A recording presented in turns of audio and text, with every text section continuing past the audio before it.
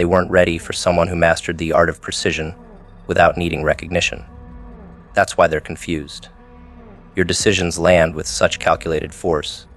They start to question whether you bleed like them. You don't stutter. You don't hesitate. You don't over-explain. That's what gets under their skin. They built their lives on messes they call passion, on rushed choices masked as intuition. But you make moves like someone who's been watching the entire room before entering. You speak only when silence is too generous. You act when others are still rehearsing their feelings. And that kind of accuracy makes people uncomfortable, because it reveals how much of their chaos was self-created. They can't tell if you're emotionless or emotionally evolved. You don't break under pressure. You don't chase. You don't linger. You know when something's over, and you don't write letters to ghosts. That clarity looks unreal to people addicted to dysfunction. They whisper that you're cold, but the truth is, they've never seen someone prioritize peace with such ruthlessness. You don't need to win the argument, because you're already 2 steps past the conversation. You don't ask to be understood, because you've realized that understanding is often just a performance in disguise. They see your calm and call it strange. But they're not scared of your stillness. They're scared of what it reveals about their noise. You've made peace look threatening. That's your superpower. You walk into rooms and people fix their posture. Not because you say anything, but because your presence exposes what they're pretending not to feel. When you're this intentional, they start questioning their entire approach to life. They check their tone around you. They hesitate before lying. Not because you confront them, but because they know they won't get the reaction they're used to manipulating. You don't operate on impulse. You move like someone who's been through the fire and came back with a map. That kind of movement doesn't need followers. It creates silence, the kind that forces people to reflect. They underestimated you because you weren't loud. They mistook your calm for confusion, your patience for passivity, until you executed, quietly, efficiently. And now their conversations include phrases like, "How did they know?" or "How were they prepared for this?" They don't realize you were never reacting. You were studying. They were playing checkers on a board you redesigned. You weren't interested in winning their game. You were building a new one while they laughed. That's why it stings now. Because when you made your move, it looked effortless. Not because it was easy, but because you prepared in places they never thought to look. You stopped telling people what you were working on. You stopped posting progress and started embodying it. You don't announce your next step. You take it. And because of that, every outcome you create looks like magic. It's not. It's discipline. It's patience. It's the decision to train in silence while everyone else performs in noise. They thought the absence of updates meant the absence of evolution. So when you emerged, refined, focused, aligned, it shook them. People expect transformation to be dramatic. You gave them results without rehearsal. And that shattered the narrative. Now they scroll in confusion, trying to decipher how someone they dismissed became the person they now study. Your intuition is too sharp to fake. You know when to pause, when to pivot, when to disappear entirely. And that terrifies people who survive by pulling strings. You're unpuppable. They tried the usual tactics. Guilt, silence, exaggeration. But nothing stuck. You were already immune. Not because you don't feel, but because you don't leak. You process quietly. You heal inwardly. And when you return, it's as someone new. You don't just bounce back. You enter with new algorithms. That kind of self-recoding is rare. Most people return with apologies. You return with new boundaries. And that leaves them stunned. Because there's no foothold left to grab onto. You gave up needing to be relatable. That was the beginning of your acceleration. You no longer water yourself down to make people comfortable. You don't dull your insights to match their pace. And they feel that. They feel it in conversations that leave them thinking for days. They feel it in the way you say no without flinching. They feel it when they realize you're not seeking approval, just alignment.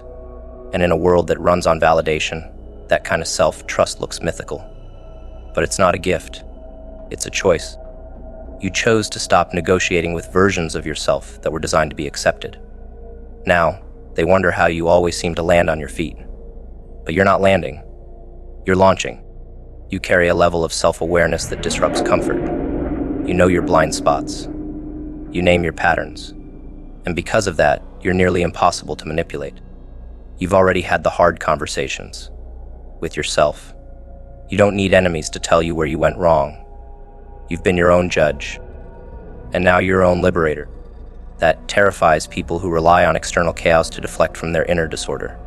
You don't flinch when people project. You observe, you wait, and then you leave the table with your soul intact. That type of clarity makes people paranoid. They think you're calculating. But no, you're just prepared. They don't know how to place you. You don't fit into their labels. You're too quiet to be arrogant, too kind to be cold, too detached to be played, and too intelligent to be predictable. So they second-guess every interaction. They replay your words. They analyze your silence. They try to decode you like a problem that shouldn't exist. But you do, and you're not trying to be mysterious. You're just not available for manipulation anymore. You operate from a place of self-command that can't be copied. It has to be earned. And most people aren't willing to face themselves long enough to reach that level. So they label you unrelatable, because that's easier than admitting you're just further along. You didn't build this version of yourself to be feared, but you're aware that it intimidates, and you accept that, because your life is no longer up for negotiation. You paid for this peace with sacrifices no one saw. You earned the stillness by walking away from people who needed you broken. Now they wonder if you're even real, if someone can really be this composed, this discerning, this unreachable. And you are, because you chose growth that left bruises. You chose clarity that cost you comfort. And now, they don't see you as lucky. They see you as untouchable. That's not your fault. That's the consequence of refusing to stay predictable. There came a moment where their tactics started to look like circus acts. You didn't even flinch when the emotional fireworks went off anymore. You used to brace yourself for every insult wrapped in passive aggression, every guilt trip masquerading as concern. You used to try and decode the messages that had no clarity because clarity would kill their illusion of control. But eventually, you stood so far outside their chaos that even their most practiced manipulations felt like amateur theater. You didn't evolve to one-up them. You simply outgrew the entire framework that once made their dysfunction feel normal. That's what they never predicted. They thought you would always stay close enough to argue. They didn't expect you to vanish from the mental architecture altogether. You didn't run, you outpaced them. Emotionally, spiritually, strategically. You realized that their cruelty was just poorly disguised insecurity. Their tantrums were rehearsals in control. You saw through the drama and caught sight of the coring fear. Deep, untreated, generational fear. The kind that lashes out, then blames. But you weren't their therapist. You weren't their mirror anymore. You were done bleeding for people who wouldn't even acknowledge they were holding the knife. That decision alone severed you from their system. You stopped reacting, stopped responding, stopped needing them to make sense. And the second you let go of that expectation, their entire power structure crumbled. They used to live in your head rent-free. Now you don't even remember the exact address where they kept planting doubt. Their behaviors used to trigger you like clockwork, your nervous system attuned to the rhythm of their chaos. But now, you see it, you name it, and you walk. You don't stay for the fallout. You don't clean up the mess. You just step around it like a cracked sidewalk and keep moving. And that cold indifference, that was the ultimate disarmament, because they were never prepared for someone who could see the entire game board and still choose not to play. You don't entertain emotional poverty anymore. Their confusion, their delusions, their projections, none of it has a seat at your table. You stop trying to fix what wasn't yours. You realize that healing isn't about dragging broken people to the finish line. It's about knowing when to stop walking beside them. They made you feel guilty for evolving. They mocked your standards. But now they whisper your name with confusion, wondering how someone so calm became so untouchable. You didn't build a wall. You created a life they couldn't access. And that's what haunts them, not the silence, the separation. You operate on principles now, not mood, not guilt, not manipulation. You no longer live in the emotional economy where attention is currency and chaos is the marketplace. You've moved into a quieter space, a space governed by truth, solitude, and sharp boundaries. And people who thrived on confusion can't survive in clarity. So they spiral. They scream into the void hoping you'll return, hoping you'll respond. But you've heard it all before. The recycled lies, the twisted logic, the martyrdom. It's not impressive anymore. It's exhausting. And now you don't absorb it. You observe it like a foreign language you no longer need to learn. You stop trying to teach them how to treat you. That was the trap. You were never supposed to educate someone into decency. You were supposed to recognize the pattern and remove yourself. And you did. Now their manipulations hang mid, air like a joke no one laughed at. The old triggers don't trigger. The old games don't start. They keep pressing buttons that no longer exist. That's what makes them angry now. Your system is upgraded. You don't need to argue to prove your value. Your absence does it for you. Loudly, constantly, and without apology. You realize the version of yourself that tolerated their behavior was surviving, not living. You remember that version with compassion, but not attachment. You don't miss the chaos. You don't romanticize the pain. You simply nod at the memory and walk faster. You had to burn that chapter to build the foundation you now stand on. That version of you didn't know peace was an option. This one refuses to live without it. They want you to go back, but there is no back. You burned the map the moment you choose yourself. Their favorite phrase used to be "you've changed," as if change was a betrayal. But they never meant you've grown. They meant you've stopped being predictable. You stopped being their emotional punching bag. You stopped showing up to arguments you didn't start. You stopped reacting on demand. And that shook them. You are no longer programmable. And in a world that feeds on repetition, your evolution was a revolution. You became the glitch they couldn't exploit. And now they search for your weakness, like a phantom limb. Forgetting you already severed the connection. They always said you were too sensitive, too dramatic, too much, until they realized your intensity was discipline wearing armor. You were never too much. They were too hollow to handle depth. But now they see it. You didn't need to defend yourself. You just needed to live long enough in your truth for it to become undeniable. You don't have to convince anyone anymore. You don't have to fight for space. Your energy does the talking. And every room you walk into reminds them of what they lost. Not because you left, but because they never thought you would. You didn't just heal, you elevated. You rewired your expectations, your communication, your self-respect. And that makes you unrecognizable to people who only knew the version of you that tolerated survival. You're not better than them. You're just not stuck like them. You don't flinch at their silence. You don't crave their validation. You don't measure your worth by their acknowledgement. That distance is everything. It's not physical. It's spiritual. You don't breathe the same emotional air anymore. You've ascended into clarity. And now, you look down at the games you once tried to win, and you smile. Because none of it makes sense anymore. They judged your silence like it was submission, mistaking your restraint for retreat. Every breath you took in that stillness was an act of resistance they couldn't decode. While they celebrated what they thought was your downfall, you were simply inhaling differently. You weren't reacting. You were reloading. They didn't know you had no interest in proving them wrong. You were too busy becoming unrecognizable. The irony is that the moment they'd finally figured you out, you were already somewhere else mentally. Somewhere they couldn't follow, somewhere they couldn't sabotage. Each quiet breath was misread. They thought you were stalling. You were stabilizing. You weren't losing. You were aligning. Their entire perception of you was based on who you were before you understood betrayal.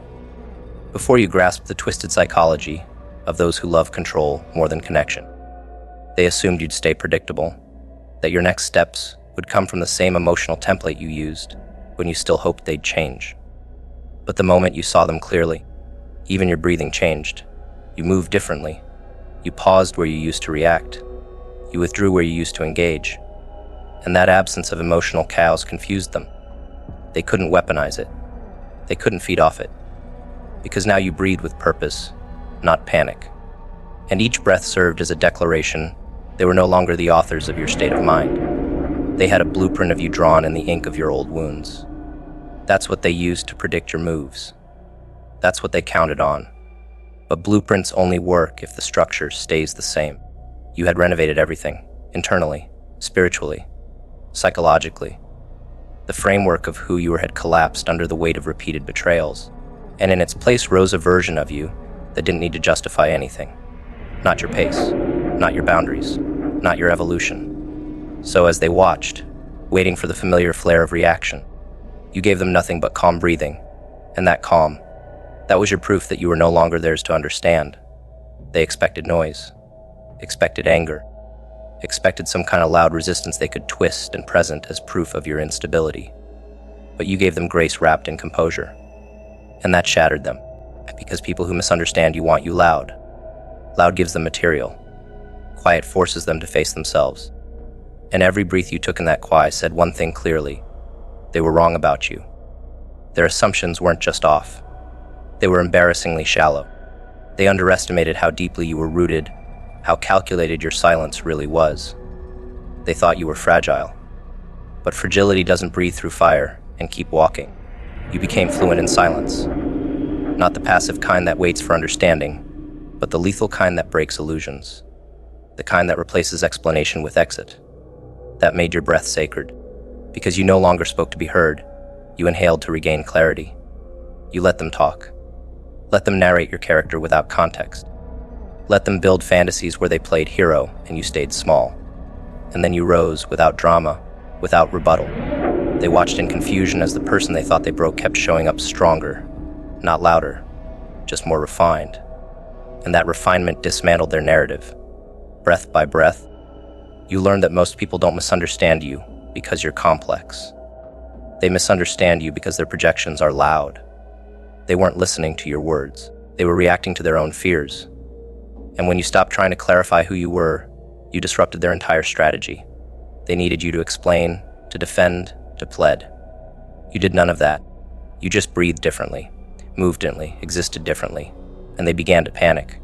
Because now they had no grip, no control, no frame to put you in. You didn't become harder to reach. You became impossible to manipulate. Every inhale was a reclamation of your Thai energy, your voice. You no longer gasped for air trying to please. You no longer held your breath waiting for acceptance. Now, you breathe for clarity, for power, for pace. And they hate that. Because now, you don't even need to raise your voice to be felt. Your composure is so surgical, so precise, that it haunts the ones who thought they could write you off. You don't haunt them because you're bitter. You haunt them because you're proof that they never knew who they were dealing with. They expected collapse. They expected breakdown. Instead, you gave them evolution. You didn't rage. You redesigned. And your breathing stayed steady through every step. That unsettled them more than any argument. Because now they had to live with the realization that you rebuilt without their apology. You ascended without their closure. You detached without announcing your exit. They mistook your ability to stay calm as weakness, never realizing it was strategy. The storm passed through you, but never settled in you. And now, they stand in confusion, wondering how you became someone who can inhale pain and exhale clarity. Your breath became a message, not to them, but to yourself, that you would no longer shrink, no longer beg, no longer distort yourself just to fit into their fragile world. Every time you inhaled, you reaffirmed your worth, and they watched in confusion, trying to measure your silence with the same tools they used to measure chaos. But silence has depth they can't comprehend, and depth terrifies the shallow. They wanted you simple. You gave them layered. They wanted you predictable. You gave them stillness so sharp it cut their illusions open. You didn't fight them. You outgrew them. The final insult was your peace. They knew your triggers, or at least they thought they did. But now, they reach for those old levers and find nothing. The system is new. The design has changed, and your breath is no longer ragged from running. It is steady, full, grounded, the kind of breath that signals danger, not to you, but to them. Because now, you are no longer trying to survive their confusion. You are thriving in your clarity, and with every exhale, you leave them further behind.